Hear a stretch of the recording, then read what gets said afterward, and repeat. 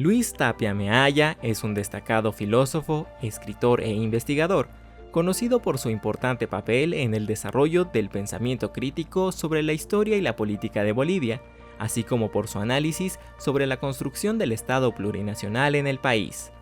Es doctor y maestro en Ciencias Políticas por el Instituto Universitario de Pesquisas de Río de Janeiro, con especialidad en sistemas electorales. Fue director del programa de doctorado multidisciplinario en Ciencias del Desarrollo de la Universidad Mayor de San Andrés en la ciudad de La Paz. Entre sus obras se encuentran Dialéctica del colonialismo interno, La idea de Estado como obstáculo epistemológico, Pensando la democracia geopolíticamente y Universidad y Pluriverso, entre otros títulos. Pues aquí estamos con un gran invitado, como siempre, pero uno particularmente especial. Luis Tapia nos visita desde Bolivia, aquí a la UNAM, también invitado por la CNDH, ¿no? El Centro de Estudios de Derechos Humanos se dirige Rosy Laura Castellanos, ¿no? Estabas dando clases ahí. ¿Ya conoces la UNAM? ¿Eres de casa? ¿Recuerdas tus tiempos de estudiante aquí en la Facultad de Filosofía y Letras? Sí, claro, porque le tengo mucho cariño a México en general y a la UNAM también en particular. Fueron buenas épocas de apertura a conocer diferentes teorías, filosofías y también por la época en que estuve, tener una visión más amplia de América Latina, porque aquí había gente de casi todos los países enseñando. Claro. ¿No? Así que fue sí, un momento muy bueno para mi formación. Sí, hiciste también simultáneamente una carrera en la UAM, o sea, eres mexicano de formación académica. Así es, sí. Pues un gusto tenerte, estimado Luis. Verás, tu obra es fundamental para entender América Latina, los procesos políticos, sociales, una teoría política desde América Latina que rompe con muchos esquemas.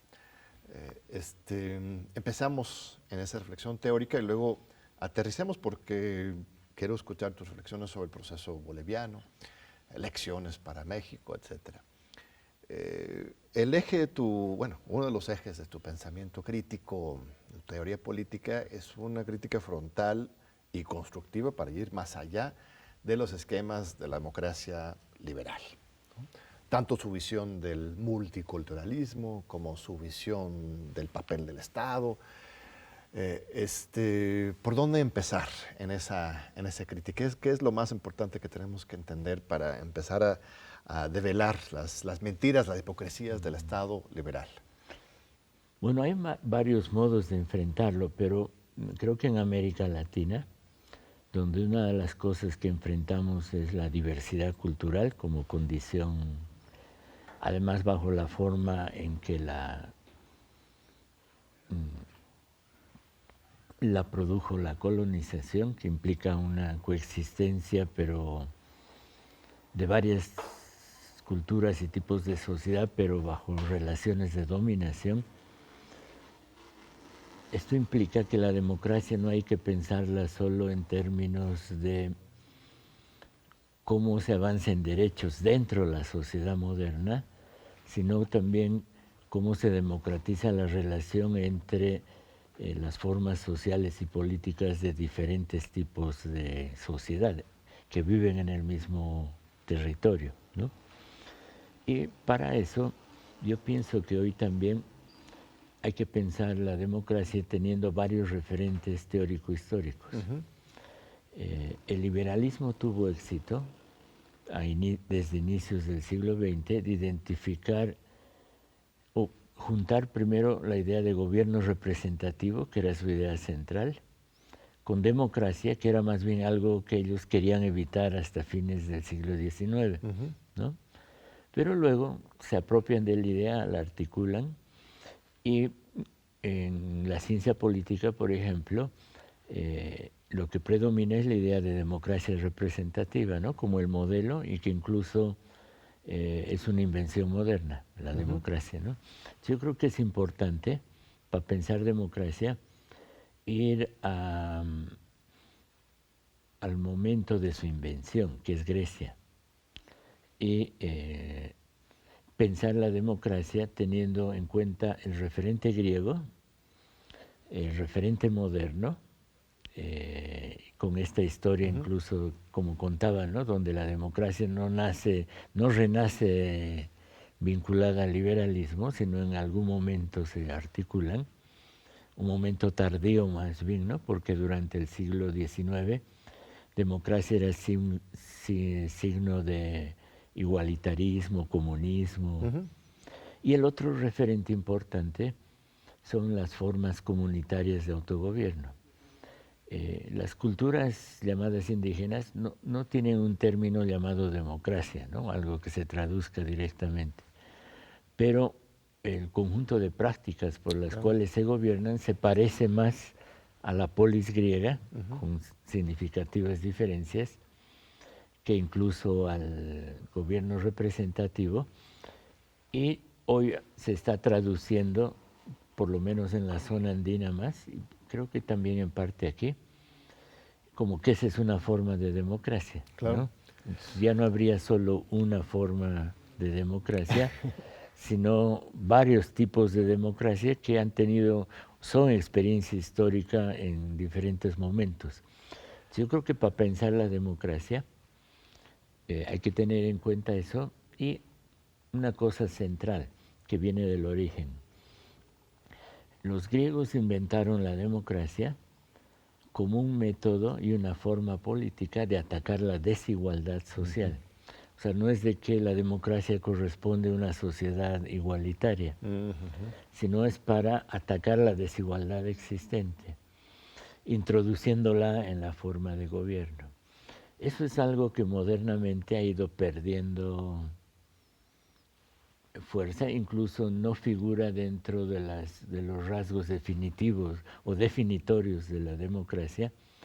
Y yo creo que evaluar los procesos de democratización en nuestros países hay que pensar no solo la parte procedimental de las instituciones, sino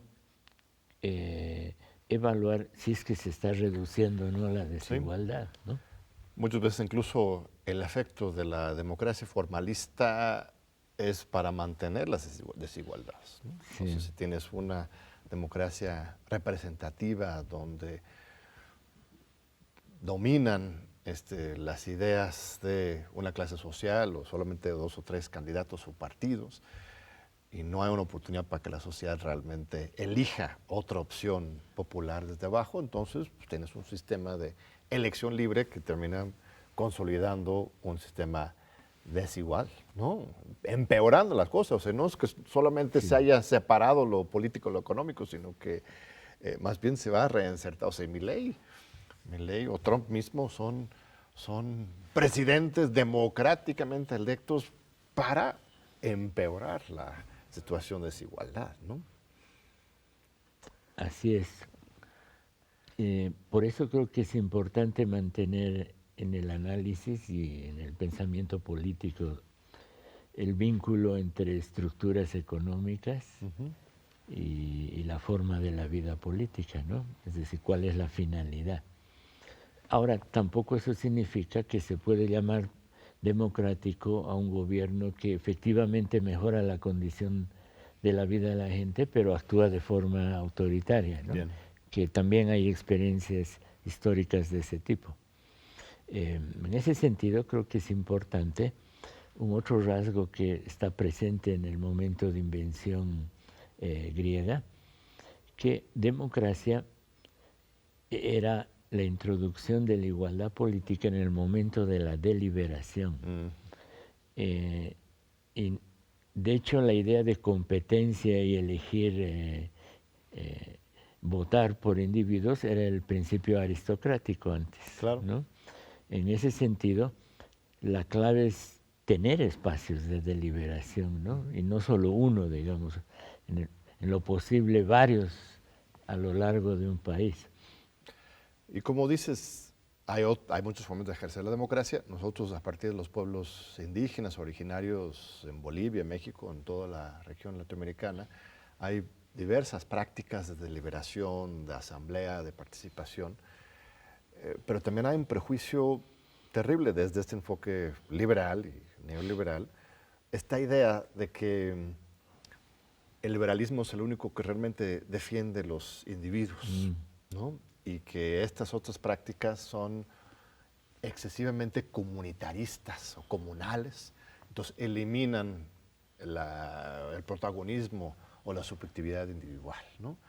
Cuando en los escritos que conozco tuyos, justo buscas romper con esa dicotomía. O sea, hay diferentes formas de relación entre el individuo y la sociedad.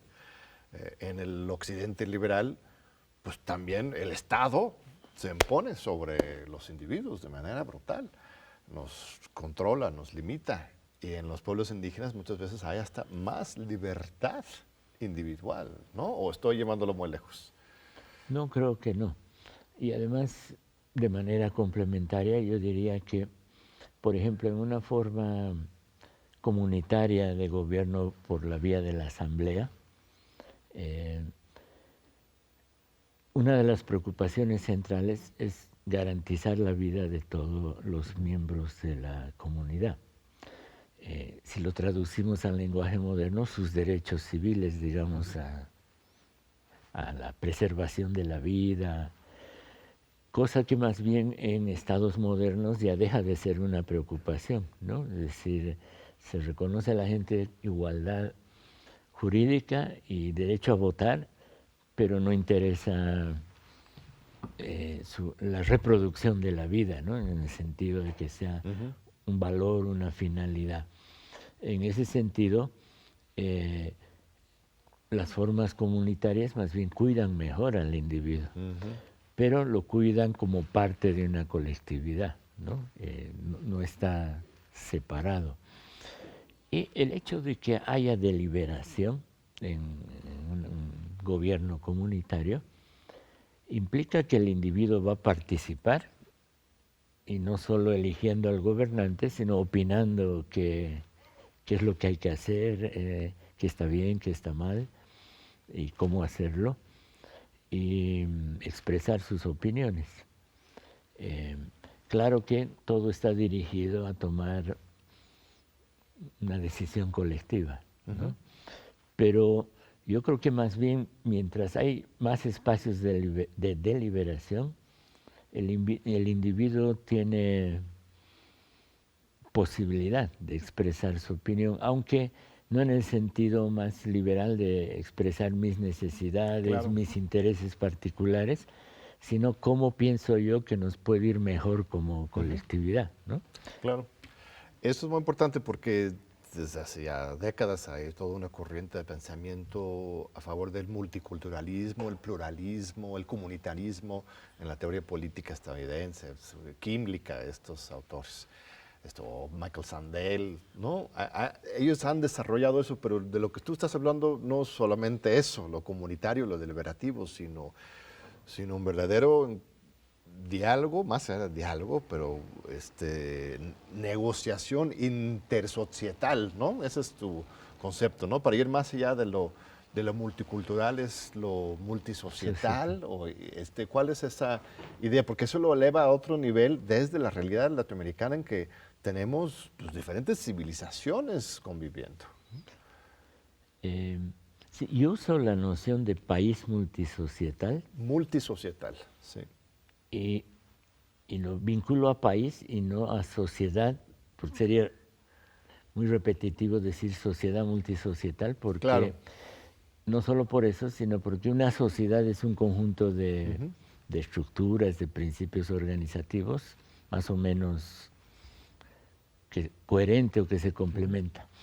Y lo que hay en nuestros países en América Latina es algo que un otro boliviano que se llama René Zabaleta llamó abigarramiento, que implica que hay varias sociedades sobrepuestas bajo relaciones o en relaciones de dominación, y por lo tanto no hay vínculos orgánicos, digamos, entre la vida política de una comunidad o territorios comunitarios y las del Estado moderno. Y en todo caso hay vínculos muy puntuales, que en principio vienen del hecho de que la colonia no destruyó todo, en pueblos agrarios y mantuvo algunas estructuras de autoridad para hacer la mediación y recoger el tributo. Y esas también las sigue utilizando el Estado moderno, ¿no? Para hacer mediaciones más descendentes. Y lo propio de un país multisocietal no solo es que habría diferentes lenguas, memorias e identidades, sino que hay territorios que están organizados por otro tipo de estructuras, en términos sobre todo de propiedad de uso de la tierra, y tienen sus propias estructuras de autoridad y autogobierno.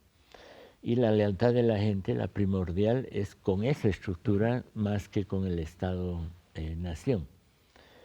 En ese sentido, lo multisocietal tiene que ver con que en el mismo país hay diferentes estructuras de gobierno con poder asimétrico y unas sobrepuestas a otras. Y por lo tanto, cuando se quiere entrar a democratización, no es suficiente reconocerle el derecho a indígenas, pero dentro de las instituciones modernas, por ejemplo, derecho a voto, la educación, la salud, sino que la clave es no solo reconocer su forma de gobierno, de autogobierno, sino avanzar en pensar formas de cogobierno entre esas estructuras de autogobierno y las que se hacen cargo de lo moderno, digamos, ¿no? De los territorios modernos. Y como eso no hay, antes lo que hubo era la imposición de la estructura colonial y luego de un formato más o menos moderno y liberal sobre territorios heterogéneos, ese nivel de democracia creo que hay que inventarlo. Y ahí la apuesta del gobierno de Evo Morales de 15 años era eso, supuestamente, la nueva constitución y todo, y quiero escuchar tus opiniones, hasta qué punto se logró o no, o se intentó o no, pero vamos a ir a un breve corte primero, estimado Luis. No se vayan, regresamos en 2 minutitos y continuamos con este diálogo con uno de los grandes pensadores sobre la democracia, teoría política social de América Latina, Luis Tapia. No se vayan. Continuamos aquí con este diálogo tan importante con Luis Tapia. Gracias a nuestro público, gracias, estimado Luis, por tu generoso tiempo. Aterrizamos el análisis un poco en Bolivia. La llegada de Evo Morales fue pues, un punto de viraje histórico fundamental para la historia política de Bolivia, a partir de una efervescencia social muy intensa. Se construye un nuevo Estado plurinacional a partir de una nueva constitución que en espíritu por lo menos cumpliría, pienso, con esta teoría, esta idea de reconocer la diversidad de naciones dentro de un país, lo cual en un enfoque liberal es un sacrilegio inconcebible. Muchas naciones dentro de un solo país, no, el Estado-nación es uno. Se empieza a construir una soberanía popular, se fortalece la economía a partir de pues, nacionalizaciones, un reparto del ingreso. Aunque ahora ya tenemos pues el fin de una época, ¿no? Con la llegada de un nuevo presidente centro derecha, no sé cómo definirlo, que ahora promete capitalismo para todos, ¿no? Ese es su enfoque democrático. Entonces, danos una breve historia de la historia de política de Bolivia, qué se hizo bien, qué se hizo mal, qué podemos aprender en México del proceso político tan interesante y profundo de Bolivia. Primero comento la idea de Estado plurinacional. Esa es una idea que no la planteó en principio el MAS ni Evo Morales. Es algo que fue elaborado por un proceso de unificación de pueblos indígenas, de lo que en Bolivia llamamos tierras bajas, que sería toda la Amazonía y el Chaco, lo que está del lado del Brasil y Argentina, ¿no? ¿Dónde está la gran diversidad cultural? Hay más de 30 diferentes pueblos y culturas. Y lo primero que hicieron ellos es unificarse entre las diferentes comunidades que hablan la misma lengua y son de la misma cultura, que no tenían una estructura de mando política común porque su cultura es así. O sea, no hay algo similar al Estado, ¿no? La vida política está subsumida en el conjunto de la vida social. Y en algunos territorios donde vivían 3 o 5 diferentes culturas, igual crearon una asamblea de unificación intercultural de 4 o 5 diferentes pueblos. Había 8 asambleas de ese tipo y se unificaron y generaron la Central Indígena de Pueblos del Oriente de Bolivia, que sería la unificación de la gran diversidad cultural de Tierras Bajas. Y en Tierras Altas existe el Consejo de Ayllus y Marcas del Collasuyo, que sería igual unificación de territorios aymaras y quechuas, que son la mayoría poblacional, ¿no? Y que viven en territorio de comunidad, porque hay mucho aymara y quechua que ya es básicamente urbano, ¿no? Y se unificaron estas dos formas y emergió lo que se llamó el Pacto de Unidad. Ese Pacto de Unidad es el que operó como intelectual orgánico, para ponerlo en términos de Gramsci, que fue el que imaginó el proyecto de Estado plurinacional y demandó una asamblea constituyente. O sea, Evo no lo planteó de entrada. No, no es una idea que viene de él, viene de esta unificación. Y además son fuerzas que se movilizaron reclamando su territorialidad, ¿no? Que sería el reconocimiento de su lengua, cultura, modo de producción y estructura de autoridad. Y pusieron en crisis al neoliberalismo. Esas fuerzas, más unas fuerzas que se articularon contra los procesos de privatización del agua y del gas. Y se movían de manera independiente, ¿no? Y todo esto puso en crisis a los gobiernos neoliberales.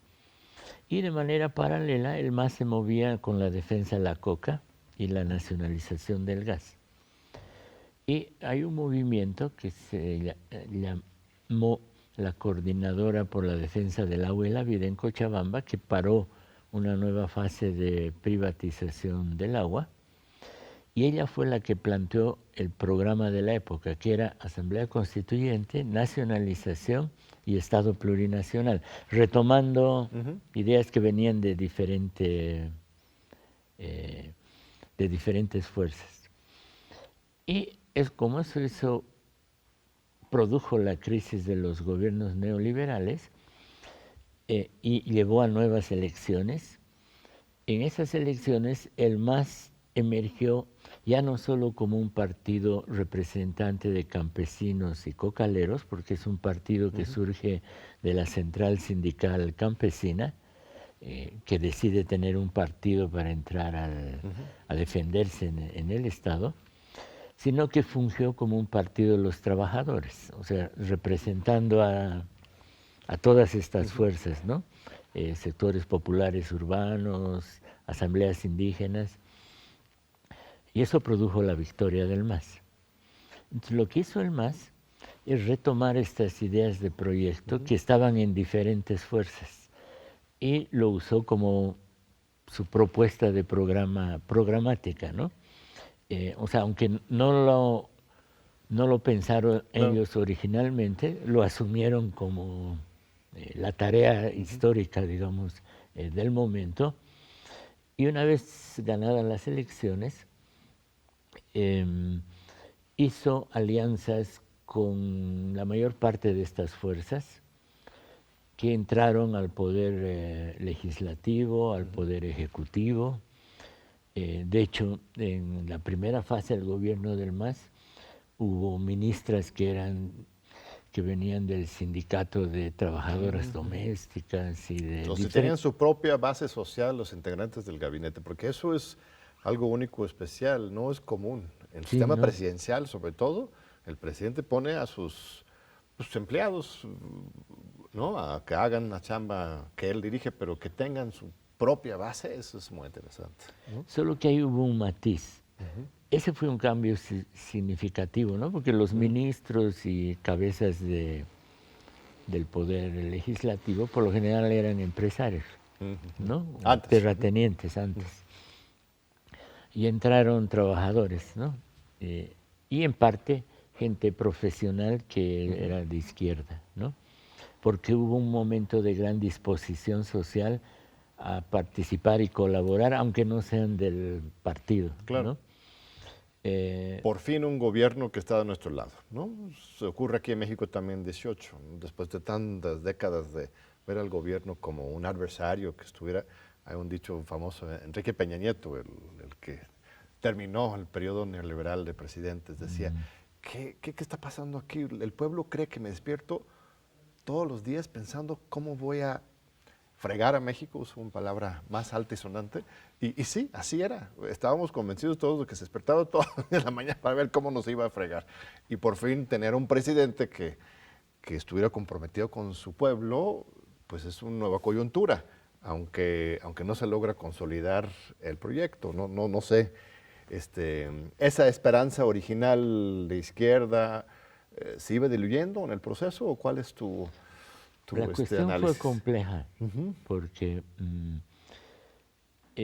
esta entrada de sectores populares al Estado no fue como se suele decir en Bolivia orgánica. Es decir, que digamos, el sindicato te elige a ti y tú respondes a la organización, sino que fue el presidente que invitó personalmente a gente que era de organizaciones populares, pero con la diferencia que no había este lazo de responsabilidad con la organización, sino con el presidente. Claro.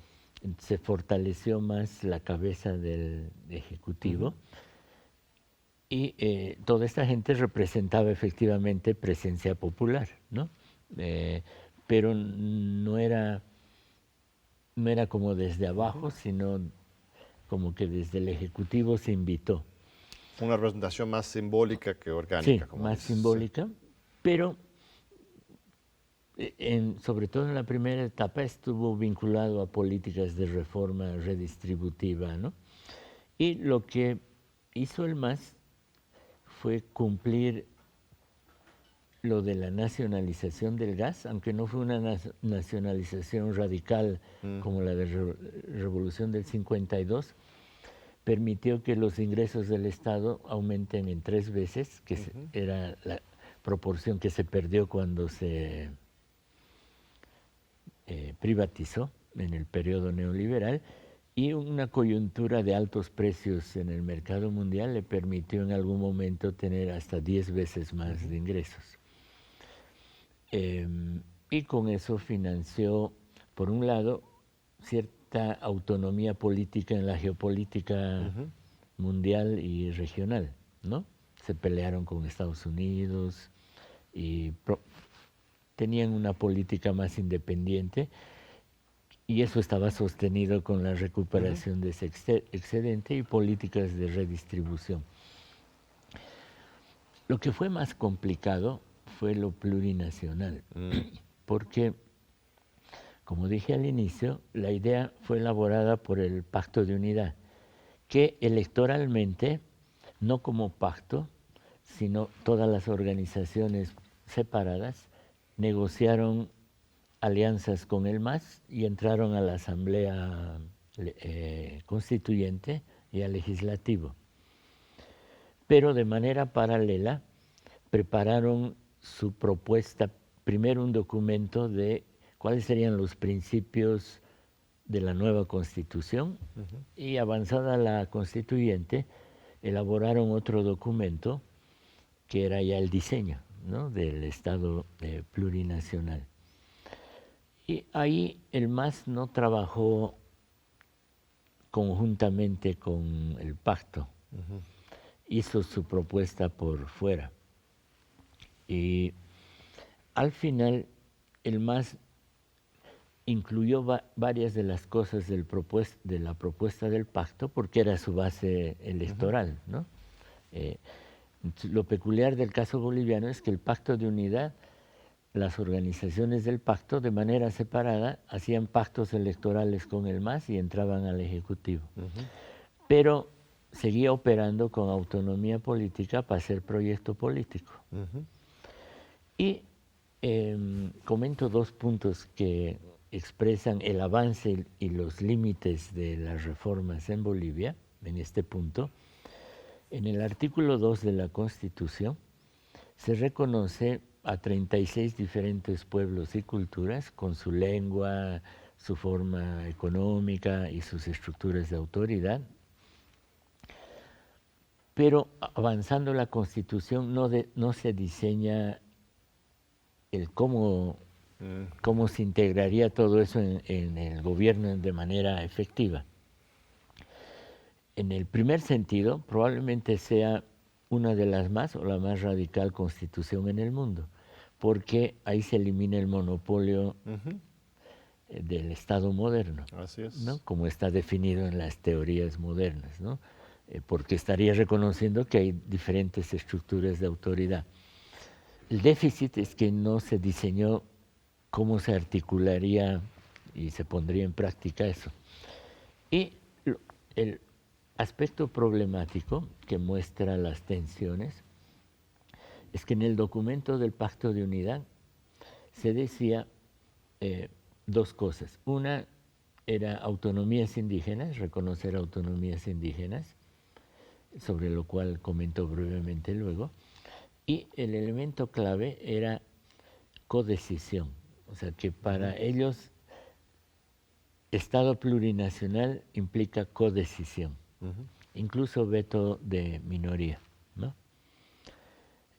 Que implicaba que si hay para cosas que se quieran hacer en territorio indígena, tendría que haber codecisión entre la estructura territorial local y el gobierno nacional, ¿no? Eso no se incluyó en la Constitución. Entonces, al final de cuentas, terminó funcionando como un Estado liberal, multicultural, en lugar de realmente una situación intersocietal, o este concepto que propones de los núcleos comunes, ¿no? De lo que podría ser una rearticulación de diferentes centros de poder en una unidad, pero sin desaparecer los poderes realmente descentralizados, ¿no? Sí, la nueva Constitución boliviana es una expresión de lo que planteó Quimlica. Mira, ¿no? No, terminó siendo, yo creo que el planteamiento iba más allá. Sí, no el del Pacto de Unidad, Ajá, ¿no? Pero lo que acabó siendo, porque implica reconocer diversidad, otorgarles autonomía a algunos territorios indígenas, pero con este principio de jerarquía constitucional. Es decir, se reconoce estructuras de justicia, sobre todo comunitaria, mientras no contradigan el derecho universal, positivo, liberal, que es lo que plantea Quimlica. Eso está plasmado en la Constitución, en el texto escrito, ¿no? Y implicó que el gobierno no reconozca codecisión.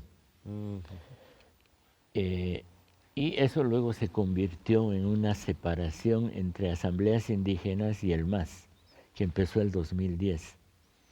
Entonces el MAS empezó a perder su base indígena comunitaria y se mantuvo con el sindicalismo campesino, que es lo más grande que hay en Bolivia, ¿no? O sea, en términos de sociedad civil, organización, el sindicalismo campesino es lo más grande y por lo tanto es su principal base social. Pero comento la otra faceta en términos de límites. El mismo documento del Pacto de Unidad, que era lo más avanzado en términos de pensarlo el Estado plurinacional, le puso énfasis a la autonomía indígena, ¿no? Con estos rasgos, ¿no? De que haya codecisión y reconocimiento de todas sus facetas.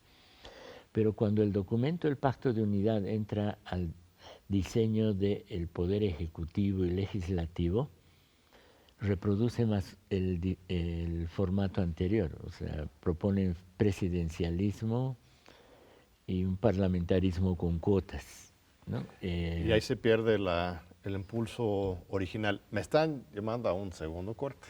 Corre el tiempo. Ahorita regresamos para continuar aprendiendo del maestro Luis Tapia sobre la historia política de Bolivia, sobre la democracia y todas sus facetas y contradicciones. No se vayan, aquí la estamos esperando. Muchas gracias por continuar con nosotros. Gracias, estimado Luis. Te interrumpí.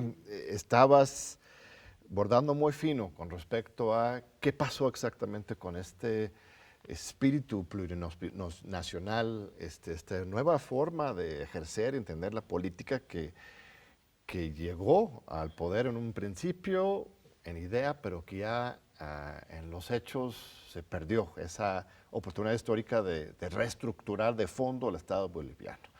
¿Qué decías? ¿Qué más faltaba en ese proceso?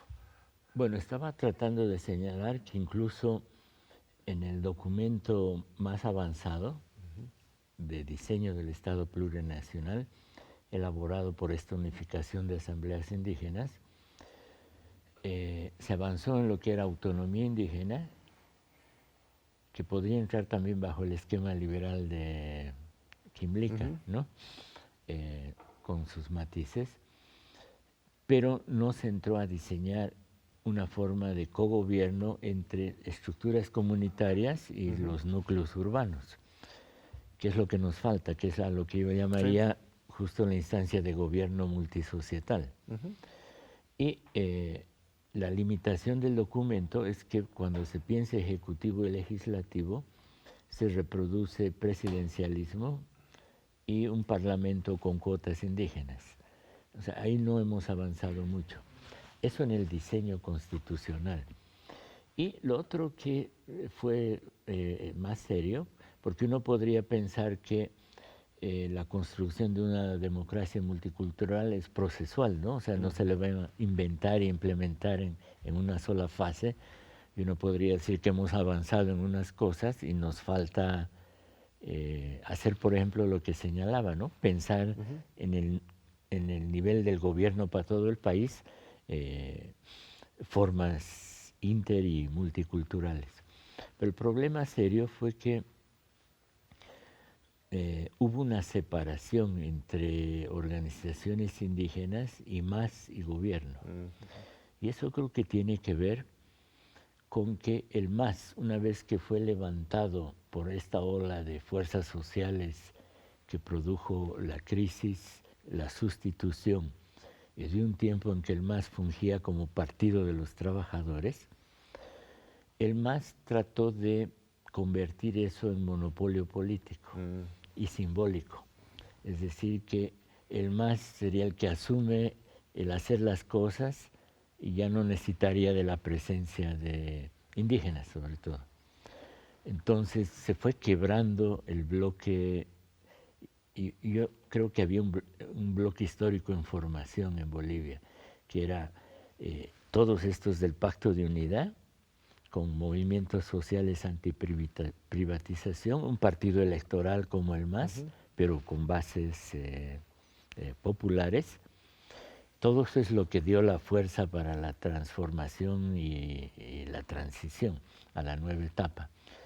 Pero eso empezó a quebrarse y es lo que se fue quebrando hasta fines de la década del 20, ¿no? Y produjo la crisis del MAS.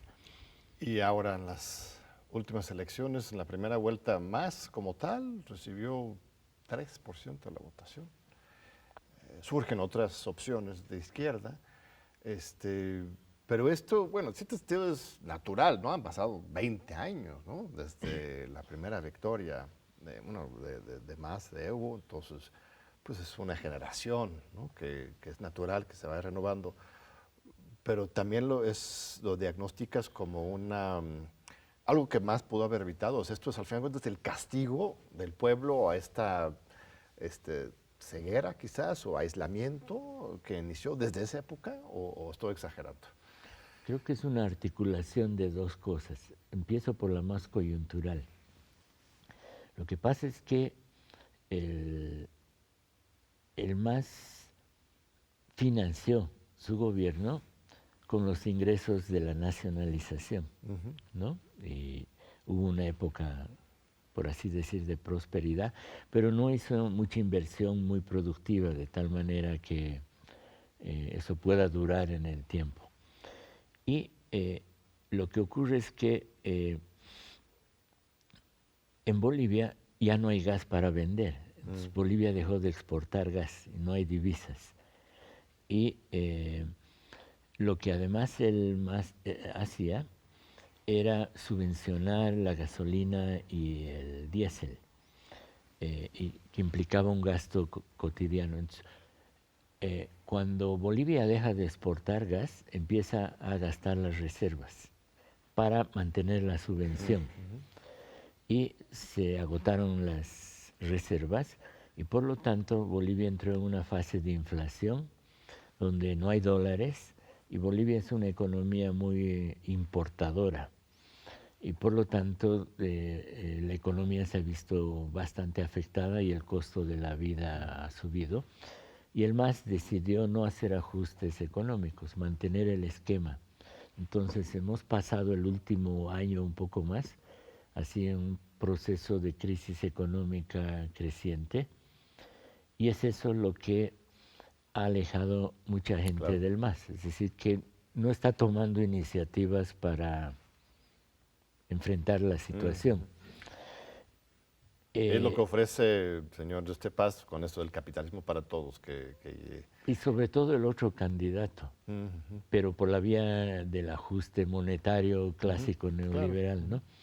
Esa es la condición de coyuntura, de azar, digamos, pero que tiene que ver con un descuido en prospección en hidrocarburos, ¿no? ¿Y el litio no iba a ser la salvación para Bolivia? Decían que por eso pues tumban a Evo, por eso no lo permiten reelegirse otra vez más, porque había muchos intereses. Mismo Elon Musk ahí intervino personalmente para ya sacar a Evo del camino, para que pudieran atacar el litio, y Luis Arce pues no se dejaba, todavía tenía esta lógica nacionalista, y esto iba a ser el nuevo oro para salvar los ingresos y el bienestar del pueblo boliviano. No se ha materializado. No, porque lo han hecho muy lento. Entonces, ha habido negociaciones, han implementado algunas plantas, pero no se ha montado la estructura para la explotación del litio y por lo tanto no es una fuente de ingresos importante. Hay una cuestión pequeña y han habido avances y retrocesos en negociaciones, pero económicamente no se ha convertido en una fuente de ingresos, porque eso lo que tú mencionabas lo planteaba tanto la izquierda como la derecha, ¿no? Pero no se han materializado. ¿Y los chinos?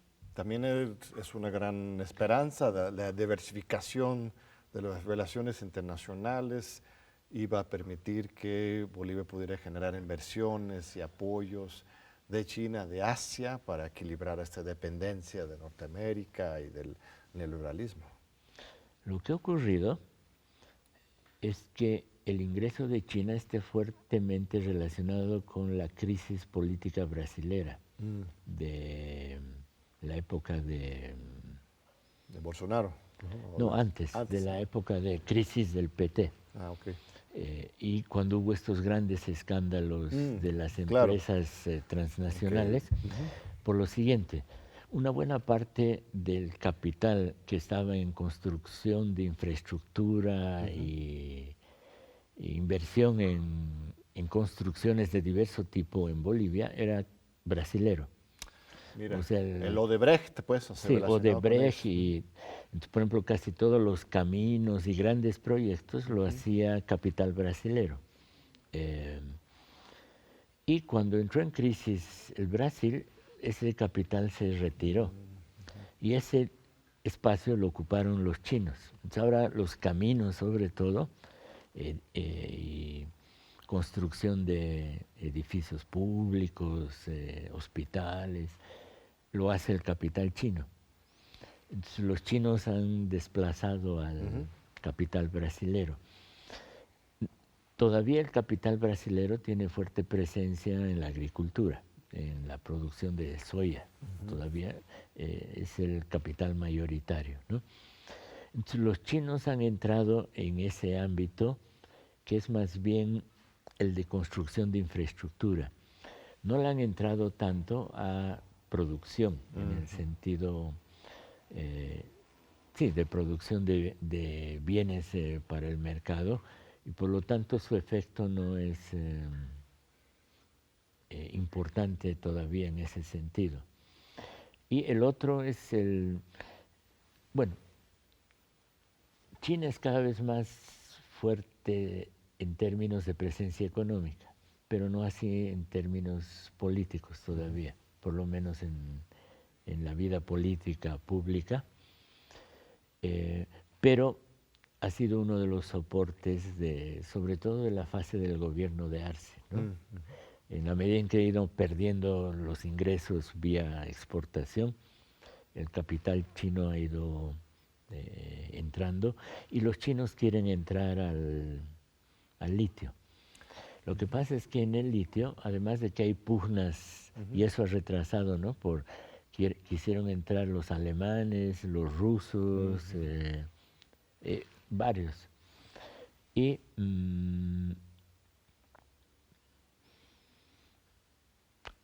por el otro lado hay resistencia interna. O sea, la gente que vive en la zona no quiere que haya explotación de litio.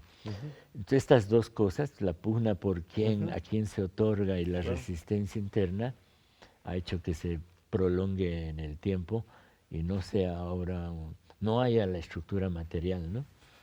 Ahora, regresando a la situación política, cada crisis es oportunidad, debe ser, para uno que es optimista de la voluntad, por lo menos en materia política.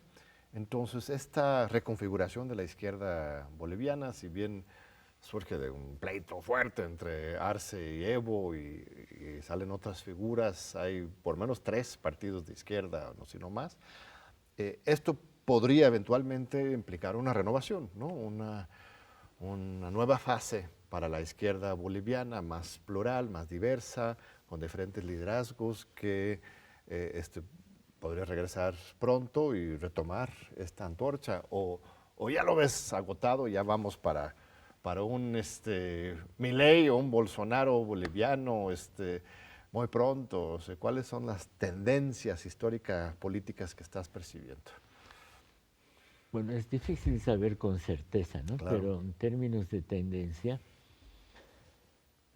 bueno, lo que ha venido como tendencia es un desgaste del MAS y como efecto el resto de la izquierda, porque casi no hay izquierda partidaria fuera del MAS. Y el MAS produjo eso, ¿no? De que incorporó a varios partidos de izquierda en el MAS y trató de que fracasaran otros proyectos, como el Movimiento Sin Miedo, que era otro partido de izquierda que tenía peso en la sede de gobierno. Con el tiempo, el MAS también fue perdiendo peso ideológico. Es decir, su discurso ideológico hacia afuera tiene fuerza y credibilidad, pero en lo interno ya no. Entonces, ahí hay una fase de desgaste que hace que no se pueda ver un proceso de recomposición muy rápida. Yo creo que va a tomar tiempo.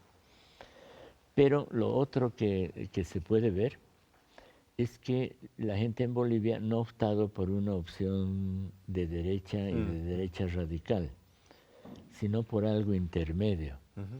Porque tras los que votaron por Paz, que es el candidato que ganó, hay una heterogeneidad de fuerzas, desde alguna gente de derecha, gente que apoyaba al MAS, ¿no? Y nacionalistas, liberales, hay de todo, es una mezcolanza. En ese sentido creo que difiere de la trayectoria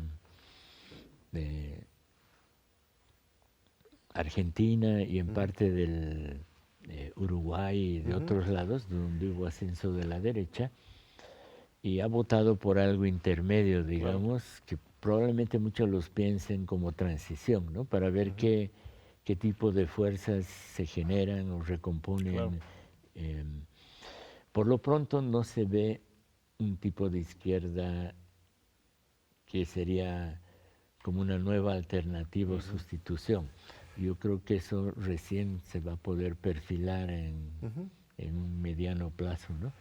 Pues creo que son muchas lecciones para México que dejaremos a nuestra audiencia ir trazando las cuestiones paralelas de éxitos y de debilidades y de oportunidades desperdiciadas, y yo creo que estamos a tiempo, quizás. Lo que pasa es que a Morena le está pasando algo muy similar a lo que le pasó al MAS, vaciándose ideológicamente, separándose de los movimientos sociales orgánicos. Todavía una gran legitimidad del gobierno de Claudia y están haciendo grandes cosas, pero se va perdiendo piso, ¿no? En profundidad. Y si eso continúa, pues es lo que estamos viendo, ¿no? Un poco el espejo boliviano, aunque claro, distancias tomadas, ¿no? Pero pues nos queda un minutito, una última reflexión, estimado Luis, para la gran comunidad universitaria. Somos 380,000 estudiantes de universidad pública, laica, gratuita, que te recibe con mucho gusto. Yo retomaría algo que tú dijiste. Yo creo que es importante hacer circular las experiencias en el continente, porque hay diferentes ritmos, ¿no? Hay países que hemos entrado en renovación y hacia la izquierda, otros que han entrado en gobierno o han estado ya en gobiernos de derecha. Hay debilitamiento, descomposición, y hay otros que levantan la cabeza. Por ejemplo, en América Latina, Colombia, Chile, México están en una fase, yo diría, de reforma y de ascenso, con todos los problemas que dices, y algunos hemos entrado ya en una fase de crisis, ¿no? Y creo que hay que conocer lo que ha pasado en otros países para evitar repetir esos errores e incorporar las experiencias positivas, porque creo que en todo lado ha habido construcción y reconstrucción social, ¿no? Y eso hay que conocer para incorporarlo. Muy bien, Esteban Luis, pues te agradezco muchísimo por el generoso tiempo. Ha sido un gran gusto estar aquí en la UNAM, a quien le tengo mucho cariño y gratitud. Al contrario, los agradecidos somos nosotros que nos visites. Espero que regreses muy pronto y agradecemos a nuestro público tan generoso, tan atento. Todos los domingos aquí estamos a las 7:30 de la noche. Te esperamos de nuevo en 8 días aquí en TV UNAM.